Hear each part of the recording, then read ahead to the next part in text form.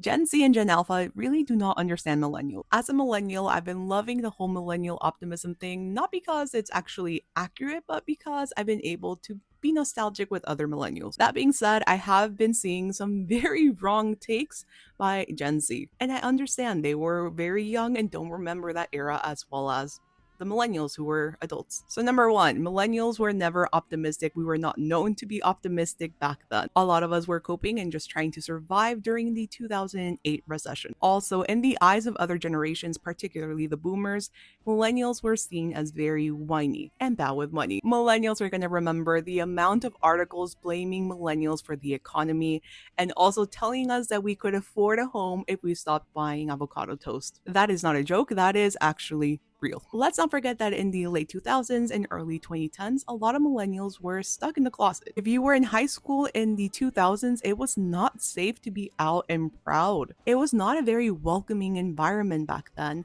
And for the people that were unfortunately outed at the time, they dealt with a lot of bullying. And speaking about bullying, the whole thing about millennials being free to self expression was not really a thing. Because for those of us who went against the norms at the time, you were most likely bullied or made to feel like an outcast. Liking anime and manga back then was not cool. Even being into like the indie alternative bands back then in a group of normies wasn't really seen as cool either. That's why a lot of outcasts just hanged around a lot other people that also felt like outcasts. And speaking about the era that's getting romanticized a lot on the internet, a lot of it is very white. And this is not to say that white people didn't feel like outcasts within their own spaces, but if you were a minority or a child of an immigrant, then things were even a little bit more complicated. Also, EDs and just being overall thin was very much in at the time. How you were able to actually maintain a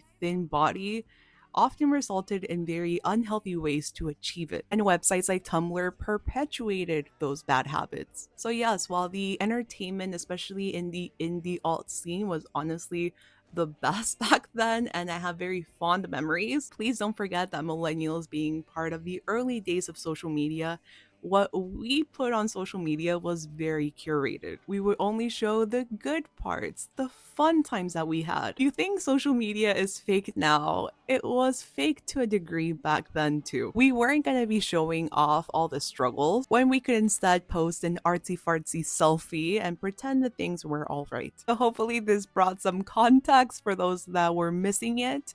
But yeah, things weren't as bright and optimistic as you guys think it was.